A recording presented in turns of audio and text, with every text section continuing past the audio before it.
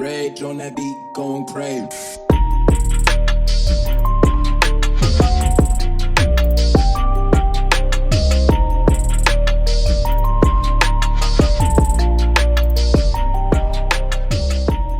Hey guys, Chris here with Angler Unit. Today is a tackle warehouse unboxing video. Now, a lot of you took total advantage of the Black Friday zone sales that were going on with pretty much every tackle shop in the country was doing something for Black Friday. I really didn't take advantage this year. I just picked at my tackle needs again. I didn't go full bore like I should have maybe in hindsight, but it's just a bad time of year for me. I hate when the Black Friday sales come right before the holidays because nobody's buying fishing tackle for me. My family knows better than to buy fishing tackle for me. I buy, I'm particular, so I buy my stuff throughout the year. I wish I had like a stockpile where I could have just ordered, like $600 worth of gear, at 20% off or whatever it is. I didn't do that. I just did a little bit of stuff.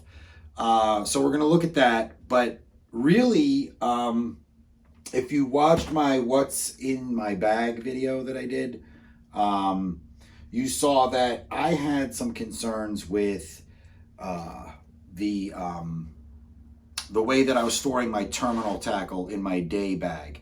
I have the Bass Mafia, and all of the hooks and everything are getting jumbled up in there. It's good for big terminal tackle or baits. It's not good for like drop shot hooks and real fine little pieces of terminal tackle. They just jump over all the dividers no matter what you do. So I got a couple Plano boxes in this shipment, and I'll probably just do a separate video explaining why I'm changing from my current system that's in my day bag to what I hope is a better system with the Plano. I haven't had too many good experiences with some of the Plano storage systems. They allow my little fine terminal tackle to jump over as well, and Flambeau is the same. I don't think anyone's really nailed that yet. Now smaller terminal boxes do a good job of that, but I need kind of a big terminal box when I go to the water. So that's a topic for another video. Today what we're going to do is we're just going to do what everyone loves, a quick tackle warehouse unboxing. So I'm gonna grab the boxes and we'll dig in here. Got a knife. And please forgive my nasty hair. I've been trying to grow it out again like I did during the pandemic, and I need to get it cleaned up. And just getting an appointment is such a pain in the butt when you work full-time plus overtime. So I've got pretty nappy wild man hair going right now. All right, so hopefully this is the solution to my problems. All right, so I got the Plano Edge 3700 here. So here's the 3700. It has the little dividers, some stuff with lids. I have not tried this one yet. I tried the 3700 shallow for my terminal tackle. Totally didn't work out. All the little hooks were jumping ship. Went to the Bass Mafia terminal tackle box, and it had clutch amount of dividers, but everything was still migrating. And you know what it's like when you have like a 1/0, 2/0, and a size 1 and size 2 drop shot hooks, and they're all intermingling with your little circle hooks and your little finesse hooks. They're all mixed up now, and I know what they are and I know what I have in there, but when I go in to get something out, I have to I can sort of tell the size, but I can't, and it's infuriating. And so yeah, we're going to make a change, and I'm going to live with that change. Even if it's worse, I'm going to be using this for the terminal tackle. So we're switching over to that. Sorry, Bass Mafia, your box is awesome.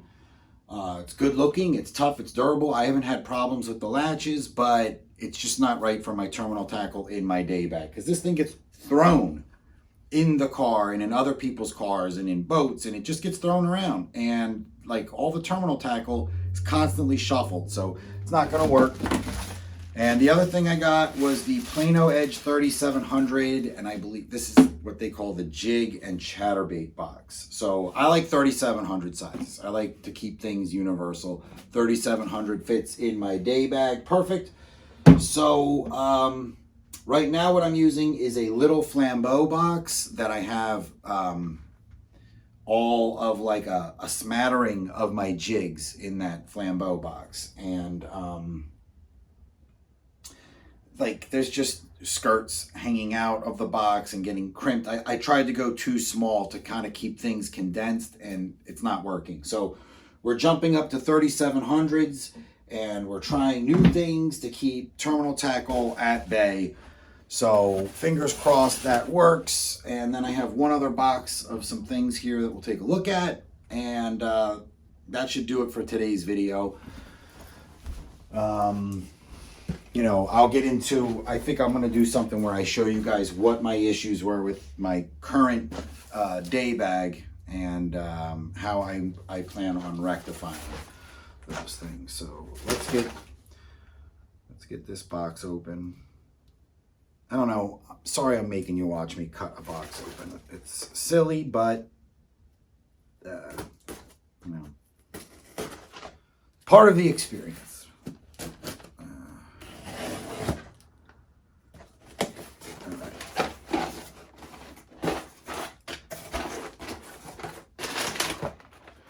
All right, so in this box, we've got actually some fun stuff, right? So just going right off the top, you know me with the Hazardong shad. Pretty much this is USA Goby. I'm grabbing them in any colors I can get them in right now, because I'm always out of these. Like I'm always running out of them. It's probably what I drop shot with. My friend James turned me on to drop shotting with him. I was using the Spark, the little 3-inch Spark shad, like an idiot.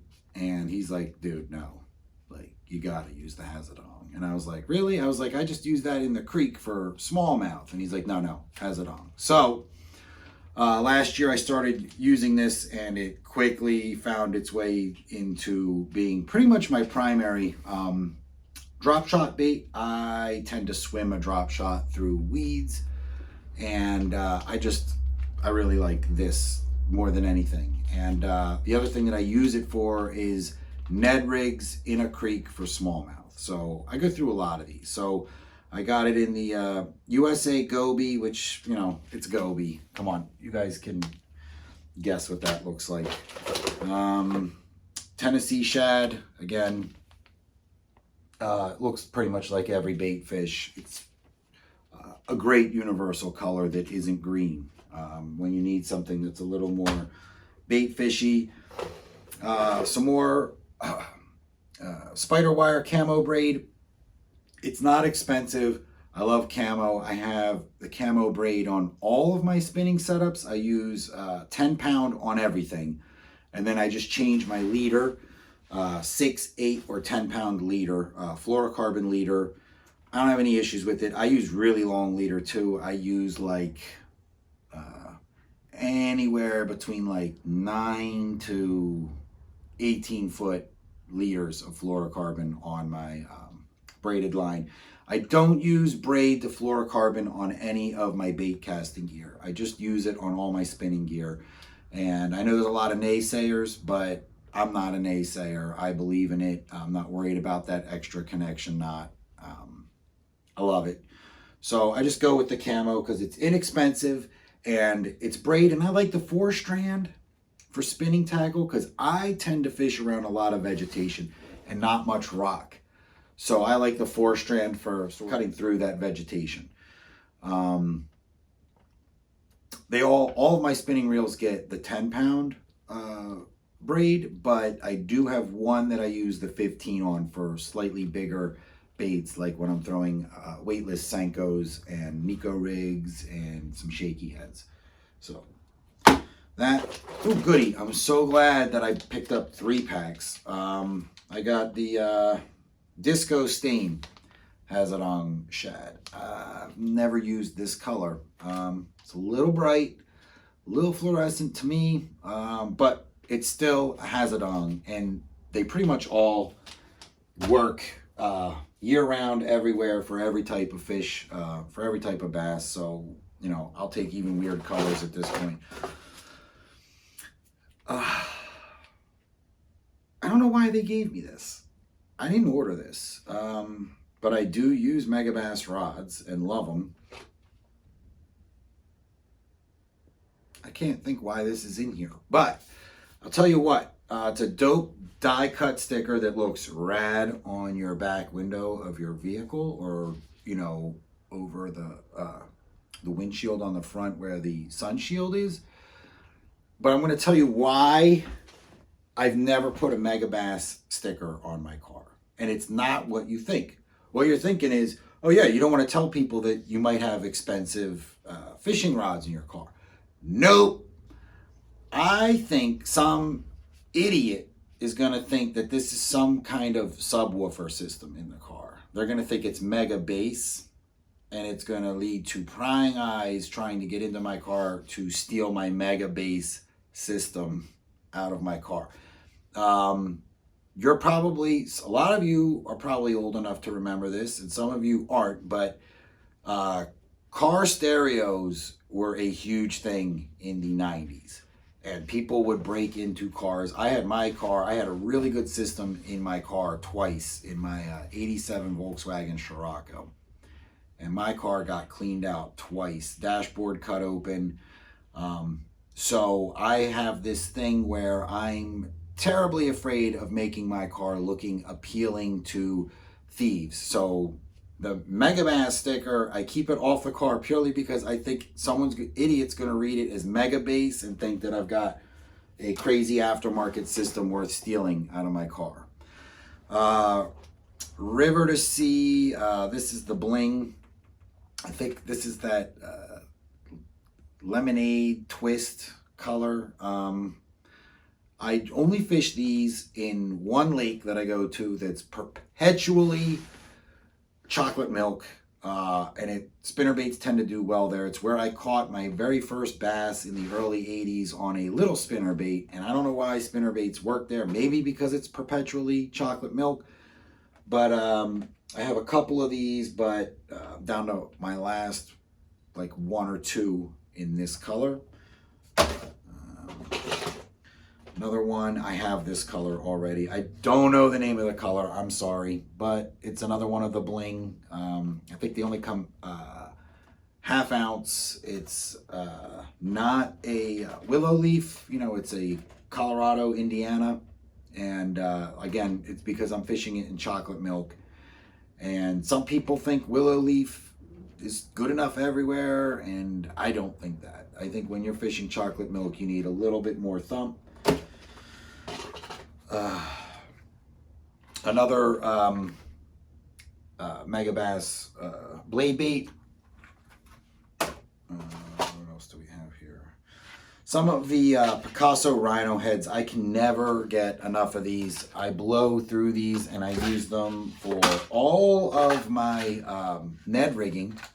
The Picasso rhino head, it's my favorite by far. Ned rig hook. The owner blockhead is really good, and I used it for a few years, but I lost too many fish on it because of that cutting point. The owner is too sharp, and I think it cuts a hole in smallmouth's lips, because you know how smallmouth are like super feisty. I think it opens up a hole when they're fighting, and you know, I was losing fish like 2/3 of the way in all the time. And yeah, I use a limber whip snake rod, 6-pound line. I mean, what else can I do? So once I switched to these, the land ratio went way up. So yeah, I'm not going to get into it in detail, but I also use the bigger versions, the 3/0 and the 4/0, which this is, for shaky heads. So shaky heads, I use the 3/0 and the 4/0, and for the Ned rigging, I use the 1/0 and the 2/0. I like the 2/0 when I know there's largemouth around, and I use the 1/0 when I'm fishing for smallmouth. And I don't know why this was in here, but another smallmouth crush, Beast Coast, little mini football jig. So that's all that's in there today. Real small unboxing, you know, but so what? You guys love watching this stuff.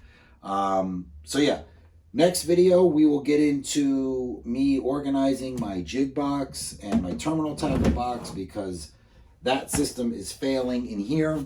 I'll give you a little preview while we're here. So this is the current terminal tackle box that I use from Bass Mafia, but gonna open up. Everything is jumping ship in here. Everything. Like, everybody's migrating over. You know, obviously, like, swim bait hooks aren't migrating. You know, little swim bait hooks like that, it's awesome. But any small hooks, like all my Nico rigging hooks, circle hooks, finesse hooks, all my drop shot hooks, all of them they're totally shuffled and not okay, not cool. I'm done with putting up with it. So, you know, I thought I could live another year with this and just deal, but I'm not gonna. Screw that. So these getting switched out to the Plano edge, and then again, since it's my day bag, I don't need everything in here, but I'm trying to stuff way too many jigs. So this, again, it's just a little preview of what we'll be going over in the next video. I try to stuff too many jigs in this little Flambeau. So I'm going to go to a big boy jig box, and you know, I sort of did the math. It'll all still fit in the day bag. So I'll still have one bag for running out the door. So that's today's video. Thanks for joining me. Hope you guys are doing well. Stay safe, stay healthy, and have an awesome day. See you guys in the next one. Take care.